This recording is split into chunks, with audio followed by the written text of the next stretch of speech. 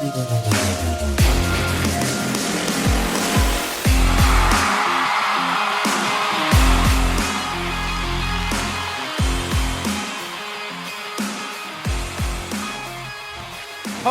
ho, ho, Colts Nation. Merry freaking Christmas. I mean, that was just a boring game of football by the Indianapolis Colts. There's no other way around it. I mean, other than that first drive where everything was scripted and going well, there was nothing enjoyable about that game whatsoever. And you look at that first drive, and everyone is getting involved. They're hitting the tight ends, all the different wide receivers. Alec Pierce converts a first down, if I'm not mistaken. And you say, okay, maybe without Michael Pittman, just for a day, on Christmas Eve, just one day, that perhaps the Colts will be able to figure something out. But as the game continued on, and as you got to the end of the first half, you just started to get the sense that they were not going to be able to figure out this offense without Michael Pittman Jr. I mean, who was going to provide the spark? That's the question that I was asking. And also concluding at the same time, my answer was, I don't think anyone is going to do it. And sure enough, no one did it. Now, credit to Atlanta, because as we said, that was a real good defense. That wasn't the type of defense that strikes fear into the heart of its opponents, but it was one that we were going to have to execute well against, and ultimately that is not what the Indianapolis Colts did. I mean, the Atlanta Falcons dominated the line of scrimmage on both sides of the ball. I mean, what did they do to our offensive line that has been really just unbelievable throughout the course of this season?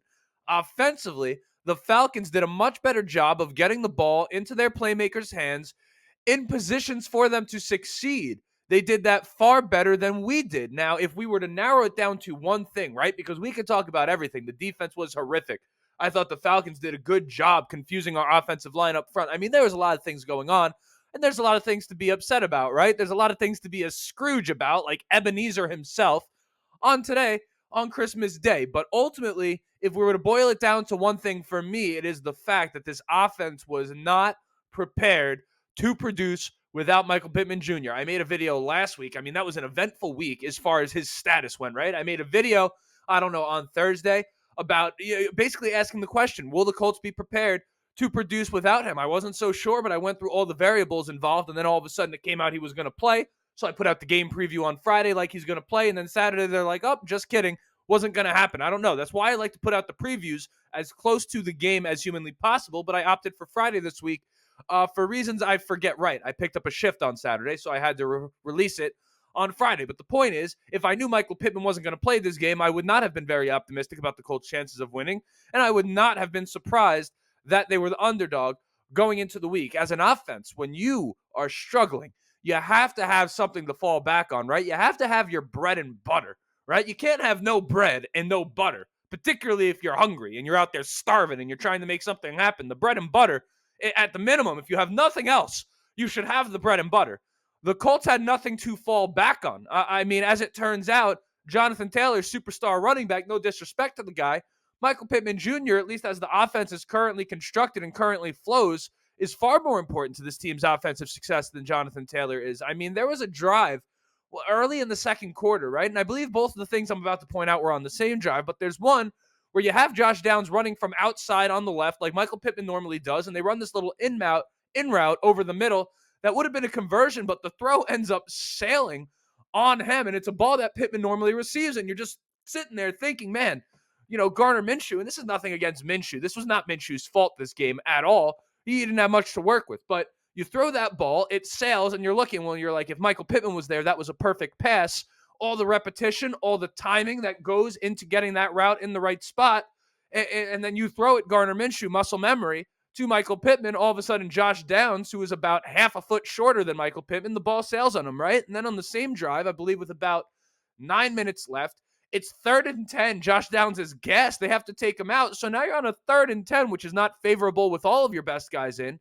You have no Pittman, no Josh Downs, and Pierce is the only guy out there that is worth mentioning. DJ Montgomery, obviously, was able to produce against the Steelers a bit. He didn't do much in this game, but they end up trying to hit Pierce over the middle, and he can't come down with it. So this is a Colts offense that, in terms of receivers coming into the season, we knew on some level was a little bit thin at that position, but we did like what we had there. But without Pittman, that has a ripple effect throughout the entire offense. Now, ultimately, judging that offense too harshly off of this game is barely even worth it because, at least in the context of this season, we assume that we're going to have Michael Pittman Jr. moving forward. So what we saw against the Atlanta Falcons is kind of a one-off in that sense for now. So if we end up without Pittman again, we could look back to this game and then we can talk about it.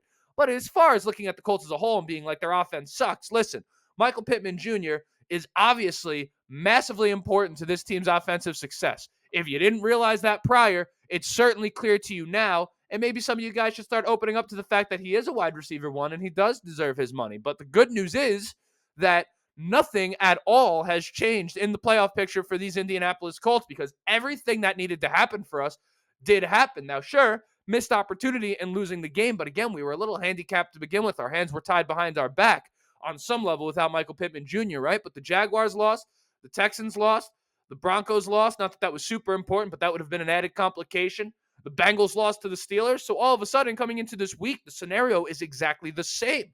The Colts have to win out now as opposed to maybe having the option to lose one, but the Colts sit at the 7th seed, tied for first place in the AFC South, and still, with Jacksonville continues to falter, and they go 1-1 and we win out, we somehow take the AFC South despite having lost to them both times. Now, for the bad news, other than the loss, I do have some concerns about what we saw in this Falcons game beyond just Michael Pittman Jr.'s presence that I will bring up today. But before we do, you know I got to do it.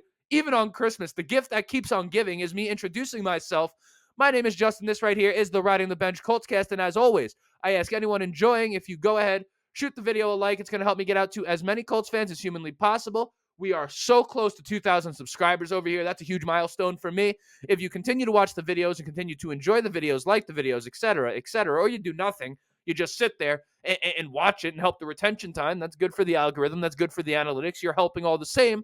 Maybe it's the day that you subscribe if you have not done that yet. But most importantly, let's enjoy the episode and let's enjoy our Christmas and our holiday week as we go into the new year, right? So I want to start with my first concern, and it was the running game, really on a multiple different levels. But for starters, was Jonathan Taylor's thumb really healed in this game? Because even the announcers they said that there was no sign of anything wrong. They said this in the third quarter. Now, I disagree because I watched it happen. I mean, I saw him early in the game, just on a routine 5-yard run up the middle. I saw him shake off that thumb right after a play, and all into the next play, he was favoring it and feeling it out.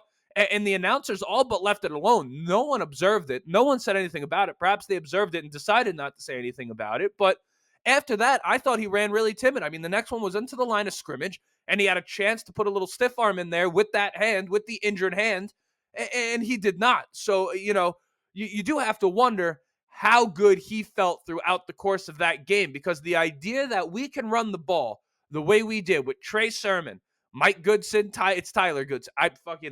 This kid's name, he's good. I like the way he plays. I can't figure out his name. I'm sorry. Sermon, Goodson, and even Zach Moss, when he's been out there, was obviously spectacular. It's tough to imagine that it is so difficult for us to get JT going at times. Now, is that a scheme thing?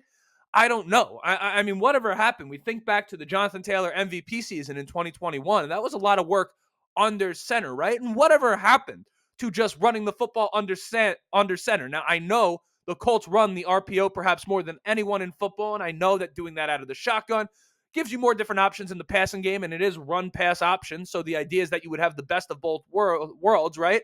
I get all of that, but we are on the goal line. We're 1st and 1 at the goal line, and we're running plays out of the pistol. I mean, the running back on the pistol formation has to cover about 2 to 3 more yards than he would have to cover if you were under center. I just don't see the schematic advantage of running plays like that at the goal line. Why not just go under center, get Zaire Franklin in there with that formation, actually give more looks in that formation for the time that we inevitably pull out the throw to Zaire Franklin? At least we've shown defenses a little bit more, right? I don't know. But the idea for me is that at some point you have to go back to what Jonathan Taylor does best. And I know you want to run the RPO. Shane Steichen prides himself on leaning into what these guys do best. I think he does a spectacular job of that. I think Jonathan Taylor is an over the center, I guess under the center type of runner, however you'd want to put it. I don't think we're doing the best we can by Jonathan Taylor. And I think it's something to observe going forward. Curious to see if they add any wrinkles to this running game.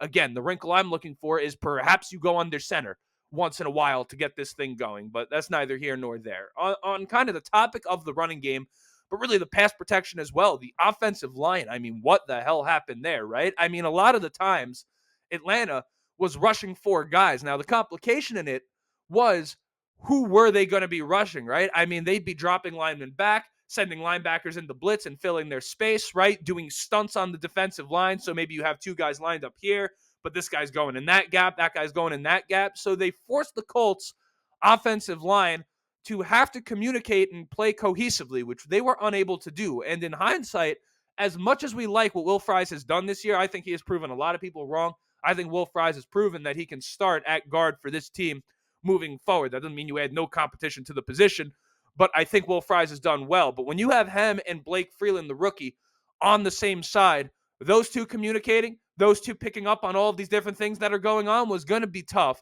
And sure enough, the Falcons exposed that, and Blake Freeland really had a tough day. Kudos to the Falcons on that. That was good work by them, and they didn't have to blitz too much to do it. Now, they did blitz a little bit throughout the course of the game, but rather they didn't have to send much more than four most of the time. They started to ramp up the heat, I thought, later in the second half. But throughout the course of the game, it was very much just a four-man rush. It was just picking and choosing. It was changing the guys that were coming at you, right? They would show blitz. Guys were dropping back. I mean, it's good stuff. It's good stuff for a good defense to do, right? Now, speak of the defense, not the Falcons' defense, our defense, that was concerning to me. Now, let me just get something right out of the way. On the positive side, EJ Speed was absolutely sensational in this game. I mean, what else can you possibly want out of him at linebacker? I mean, what a talent he is. And I just felt the need to say that before I go to the negative side of things on the defensive side of the ball. And the defense has been having a really tough time securing the edge. Now, what do I mean by that?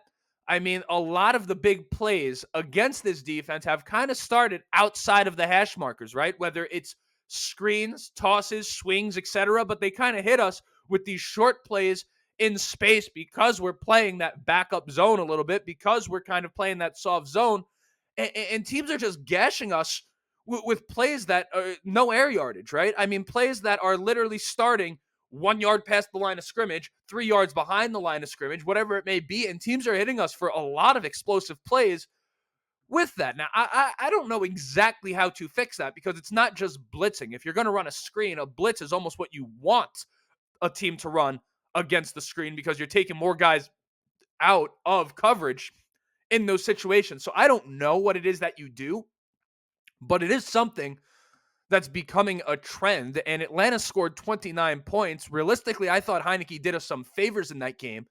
I thought he left a bit on the table. I mean, right off the top of my head, there's a touchdown to Bijan Robinson, who is open about 2 seconds before Heineke throws it. That's a late throw. If he hits that throw, that's a touchdown for them. Ultimately, they settle for the field goals. And there were multiple times throughout the course of this game where Heineke was far too slow in his progression, if he was getting to it at all, to hit those guys that were open underneath, those check down guys. I felt like he was just at the second level of that defense too often. Plenty of times I'm watching and thanking God, thanking Santa himself, that Taylor Heineke isn't taking some of these shorter passes. Again, it felt like the offense for the Falcons left quite a bit on the table against this Colts defense. And there's so much talk about Gus Bradley's defense and about the fact that he should be fired, et cetera, et cetera, et cetera. Listen, at this point, I'm not saying he should be fired, but with the position that the Colts are in, if the defense looks like the reason they don't make it, someone's going to end up taking the fall, and it'll probably be Gus Bradley. Now, the defense this year, all things considered, it's had its moments, but the saving grace has been the pass rush and the turnovers. But the problem is when those things aren't happening, you have absolutely nothing. You just have a soft, predictable zone defense. Now, when they are happening, great, and they have been happening for much of the season, but you put yourself in a position when you're not blitzing at all, where the defensive line has to be perfect every single week for you to execute your game plan. On some level, I do wonder if part of this becomes personnel. If Gus Bradley were to have more guys at corner he can trust, because Darrell Baker Jr. has been starting for us for weeks, and that has not been ideal, obviously. So not ideal that he was a healthy scratch going into this game. They ended up calling Chris Lamons to come in and play. My point is that the corner room is not exactly ideal. So perhaps you don't want to take more people out of coverage when you're already struggling in coverage to begin with. It's a possibility. My knowledge of defense, I mean, there's people that I don't even know that much to begin with. But even if I did, I mean, there's people that know so much more about the defensive side of the ball than I do. All I'm saying is you wonder on some level if it's personnel in the secondary, but no matter how you look at it, they just got to be better than they were against the Falcons. I mean, 29 points to a team whose offense faltered all season. Now, given Taylor Heineke played one game for the Falcons as the starter, and they dropped 28 and lost, I believe, 34-28 against whoever it was. I forget. But again, with the way we play defense right now, if the defensive line shows up, great. If they don't, that's a problem. This was a day they did not. That can happen again. This won't be the last time the defensive line isn't able to get 7 sacks this season. So something to consider and something for us to look at going forward. But again, guys, the good news, the Christmas miracle, is that the Colts are still in the playoffs, and we have the Raiders and the Texans both at Lucas Oil, which I'm sure will be rocking, absolutely electric over there. And that's what we're going to be watching moving forward. But that was it. That's the whole episode. That's the game preview. And again, everyone take a deep breath. Despite the fact that it was a loss, if there was a loss we could have had, this was the one. Not saying it's ideal, but we like to look at the glass half full when we can, right? So my name is Justin. This right here was the Riding the Bench Colts cast. As always, go Colts.